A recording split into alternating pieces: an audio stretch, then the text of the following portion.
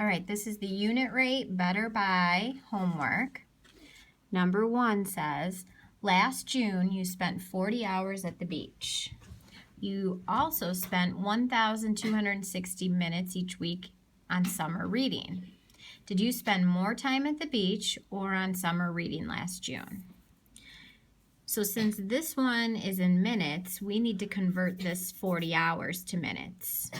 So I'm going to do minutes over hours, and I know that there's 60 minutes in 1 hour. So what I want to know is how many minutes is 40 hours.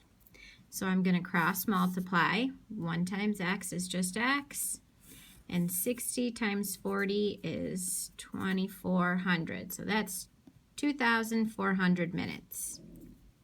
Now, this says you also spent 1,260 minutes each week on summer reading.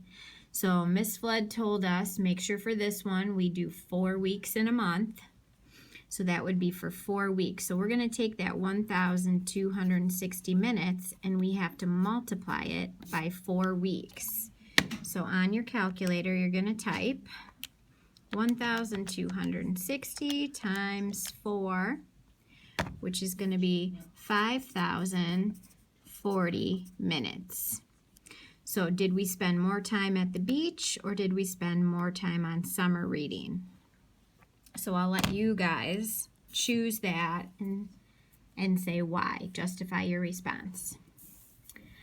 All right, the second one is just a table that shows apple prices. It says a bushel of Red Delicious, which is 40 pounds, costs $45. A half bushel of Gala, 20 pounds, is $21. And a peck of Granny Smith, which is 10 pounds, is $15.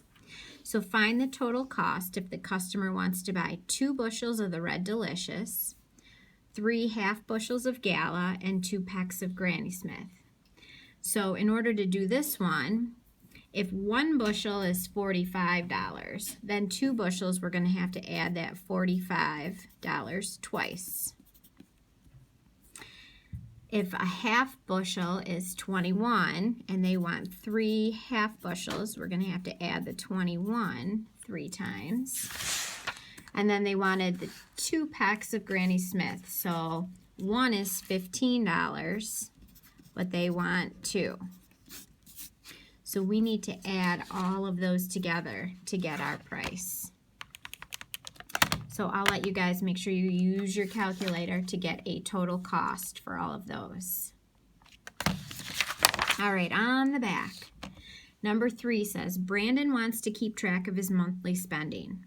Last month, he shopped once, bought 3 meals, and saw 3 movies. He claims his spending totaled $99. Is Brandon's claim correct?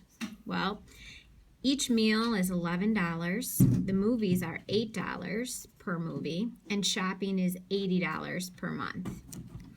So he said he shopped once, so we need one of these. Then he said he bought 3 meals, so each meal is $11, and he bought 3. Then he said he saw 3 movies. Well, it's $8 each time you go to a movie. So to get the total, you're going to need to add all of those prices up.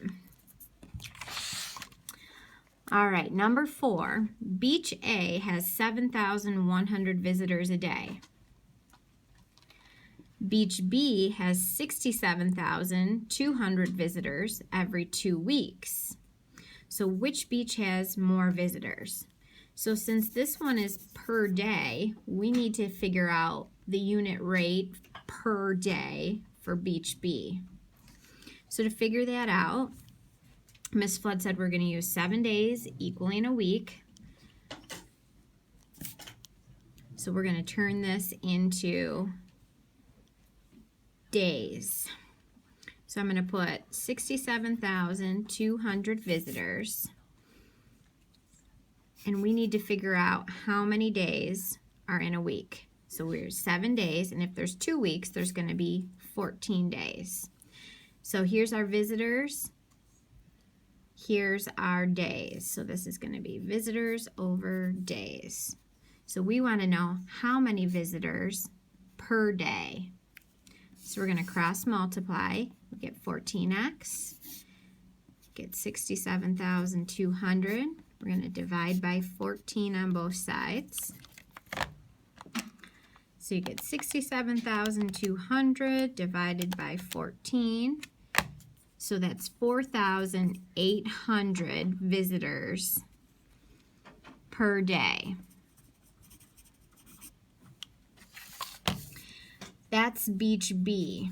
Now beach A, they said there was 7,100 visitors per day. So which beach would have more visitors? Would be beach A. All right, last one, number 5. A farmer wants to hire a farmhand for some year-round work. He wants to hire the worker who is able to work the most. Worker A is available 20 hours a week. Worker B can work 1,300 hours for the year. And worker C can be at the farm 7 hours a day for 5 days a week. So when I look at those, the thing that they have in common is hours per week. So we're going to try and get them all to be hours per week. So worker A can do 20 hours a week. So that one's kind of already a unit rate for us. Now worker B, we're going to have to change this into weeks because this is for a year. So we need to know, well, how many weeks are there in a year? So we're going to do hours over weeks. So if we can do 1,300 hours in a year, there's actually 52 weeks in a year. We want to know how many hours in 1 week. So we're going to cross multiply. We get 52x equals 1,300. Divide by 52. You're going to do 1,300 divided by 52. So that would be 24 hours a week. And then we just need to figure out for worker C, they do 7 hours a day for 5 days. So to figure out what that would be for a week, you just need to multiply those together. So each day it's 7 hours. So if it's 5 days, we're going to do 7 times 5, which is going to be 35 hours in a week. So you guys need to decide which one of these workers should he pick? Which one's going to be able to work the most?